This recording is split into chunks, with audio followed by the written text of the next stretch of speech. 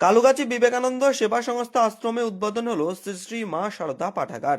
ছাত্রছাত্রীদের শিক্ষার আলোয় আলোকিত করতে এবং এলাকার সর্বস্তরের মানুষকে বইমুখী করতে অভিনব উদ্যোগ কালুগাছি বিবেকানন্দ সেবা সংস্থা আশ্রমের। 1400 বই নিয়ে কালুগাছি বিবেকানন্দ সেবা সংস্থা আশ্রমের নতুন পাঠাগারের উদ্বোধন হলো। স্কুল পড়ুয়া ও বই প্রেমিকদের জন্য এই লাইব্রেরিতে থাকছে একাধিক বই। ছোটদের জন্য গল্পের বই, ছাত্রছাত্রীদের জন্য সহায়িকা পুস্তক, বিজ্ঞান ভিত্তিক একাধিক বই, শাস্ত্র চর্চার জন্য বেদ, উপনিষদ, শ্রীমদ্ ভাগবত গীতা সহ একাধিক ধর্মগ্রন্থ, সাহিত্য চর্চার জন্য উপন্যাস সহ বাংলা ভাষার পাশাপাশি ইংরাজি ও হিন্দি ভাষার একাধিক পাঠ্যপুস্তক। এদিন প্রথমে আগত অতিথিদেরকে বরণ করে নেওয়া হয়, তারপর ফিতে কেটে ও প্রদীপ প্রজ্বলনের মধ্য দিয়ে নতুন লাইব্রেরির শুভ উদ্বোধন করা হয়। তারপর মন্ত্র উচ্চারণ ও মা শারদার পাদপদ্মে পুষ্পার্ঘ্য অর্পণ করে পুস্তক পাঠের শুভ সূচনা করা হয়। নতুন পাঠাগারে নতুন রকমের বই পেয়ে খুশি বিদ্যালয়ের পড়ুয়ারা। লাইব্রেরি উদ্বোধনের প্রথম দিনেই বই পড়ার প্রতি মনোযোগী হতে দেখা যায় স্কুল পড়ুয়া সহ এলাকাবাসীর। কালুগাছি বিবেকানন্দ সেবা সংস্থা আশ্রমের সম্পাদক রামকৃষ্ণ দলুই জানান, মোবাইলমুখী যুব সমাজকে বইমুখী করতে এই নতুন লাইব্রেরি বিশেষ ভূমিকা পালন করবে বলে আশাবাদী তিনি আরো জানান, পিতা স্বর্গীয় অজয় গোপাল রায় ও মাতা স্বর্গীয়া বেলা রায়ের স্মৃতি রক্ষার্থে তাদের সুযোগ্যা কন্যা মাননীয় গৌরী দাস গুপ্তা এই মা শারদা পাঠাগার নির্মাণের ব্যয়ভার বহন করেছেন। তৎসহ এদিনের অনুষ্ঠান বৈদিক মন্ত্র উচ্চারণ, ছাত্রছাত্রীদের আবৃত্তি, জিমন্যাস্টিক, অতিথিবর্গের অনুভব কথন, স্মারক প্রদান, অতিথি বরণ ও মিষ্টি বিতরণ সহকারে এদিনের সমগ্র অনুষ্ঠান সফলতার সাথে সমাপ্ত হয়। এদিনের সমগ্র অনুষ্ঠানে উপস্থিত ছিলেন গৌরী দাশগুপ্ত, আশিস দাশগুপ্ত, গোপা বর্ধন, সন্তোষ কুমার বোস, আশ্রমের সম্পাদক রামকৃষ্ণ দলুই, বিদ্যালয়ের প্রধান শিক্ষক হারান পাল সহ বিদ্যালয়ের ছাত্রছাত্রী ও এলাকার সকল বইপ্রেমী মানুষ। কালুগাছি থেকে প্রসেনজিৎ কর্মকার, এখন বাংলা। মূলত গ্রামাঞ্চলের ছেলে মেয়েদের শিক্ষার খুবই প্রয়োজন। আর তার থেকে বড় বিষয় হচ্ছে এদের আর্থিক স্বাবলম্বী না হওয়ায়, এনারা আর্থিক স্বাবলম্বী না হয় অনেকে ভালো ভালো ভালো বই কিনতে পারে না, অনেক দামি বইগুলো কিনতে পারে না, কেবলমাত্র টেক্সট বুকের উপরে নির্ভর করে এরা পড়াশোনা করে। যাতে কিছু বাড়তি রেফারেন্স বই পায়, বিভিন্ন উপন্যাস, বিভিন্ন গল্প, বিভিন্ন সাহিত্য যাতে তারা পড়তে পারে, অতিরিক্তগুলো পড়তে পারলে অনেক রকমের নলেজ তারা পাবে।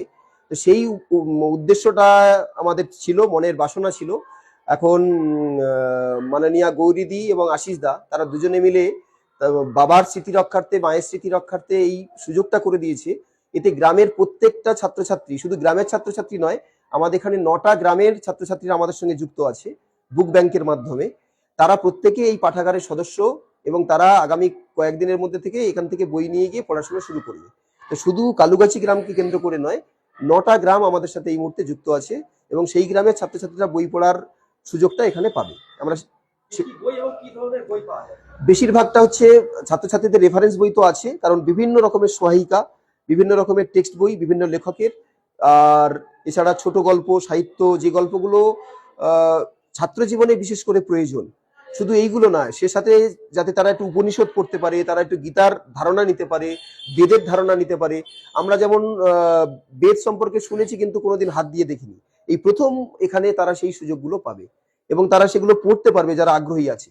আর সেই সাথে সাথে শুধু ছাত্রছাত্রী নয়, গ্রামের কিছু বিশিষ্ট মানুষ আছে যারা পড়াশোনা করতে চায়, এখনো তারা বইপ্রেমী, সেই বইপ্রেমী মানুষদের জন্য কিছু উপযুক্ত বই রাখা আছে এখানে।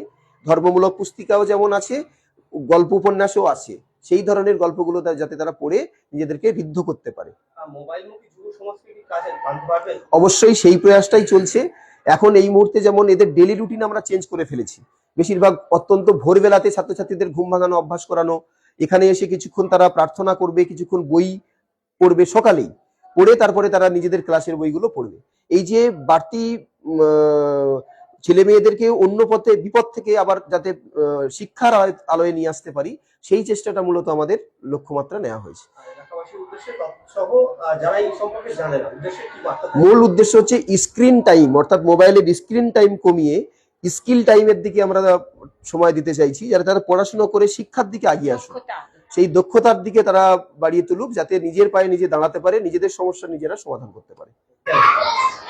আমাদের প্রথম থেকে ইচ্ছা ছিল যে এই আমরা যে টাকাটা জোগাড় করেছি সেই টাকাটা এমনভাবে ব্যবহার করা হবে যাতে ছেলে মেয়েদের লাগে। সেই হিসাবে আমরা এই পাঠাগারটার উদ্বোধন করে দিলাম, এবং এর বইপত্র কেনার যা খরচা, চেয়ার টেবিলের খরচা, সেগুলো আমরা বহন করেছি আর কি। আশা করি এই আস্তে আস্তে আস্তে আরো বড় হবে, আরো উন্নতি লাভ করবে, আরো বই কেনা হবে, ছেলে মেয়েদের আরো উপকারে লাগবে। প্রথম দিনেই ছাত্রছাত্রী এবং এলাকাবাসীর মধ্যে একটা উৎসাহ দেখা যাচ্ছে প্রথম দিনে। কি আশা করছেন আগামী দিনে, কি এর আপনারা যেটা আশা করেছিলেন সেটা কি নিশ্চয়ই নিশ্চয়ই আমরা আশা করছি সেটা আরো পরিপূর্ণ হবে, আমাদের আশাটা সাফল্যমণ্ডিত হবে। এবং কাজের উদ্দেশ্যে এই পাঠাগার নির্মিত? আমি পাঠাগারটা এখানকার ছেলেমেয়েরা মানে সুপরিকল্পিতভাবে পাঠটা যাতে পায়। আর মায়ের আদর্শ ছিল তো, নিজে লেখাপড়া না জেনেও নিবেদিতা স্কুলে কত গ্রামের মেয়েদের পাঠিয়েছেন। নিবেদিতা ছিল তার মানে উজ্জ্বল প্রদীপ, সেই প্রদীপকে উনি ব্যবহার করেছেন এবং সুদীপ্ত করেছেন। সেই আদর্শ নিয়ে আমি তোমাদের মাঝখানে এসে আমার ইচ্ছা ছিল, একটা সুপ্ত মনের ইচ্ছা ছিল যে আমি একটি পাঠাগার তৈরি করতে কিছু দান করি। সেটা নিমিত্ত মাত্র, সে তো মা ঠাকুরের কৃপাতেই হয়েছে, আমরা তো কেউ নই এই পৃথিবীতে। সেই পরমহংস আর জগদ্ধাত্রী মা, তার ইয়েতে আমি আজকে সম্পূর্ণ ফলাফল পেলাম। তোমাদের মধ্যে তোমরা আরো এগিয়ে যাও, আরো সোপান বাও, আমার এই অভিলাষটা আস্তে আস্তে আরো পূর্ণতা পাক।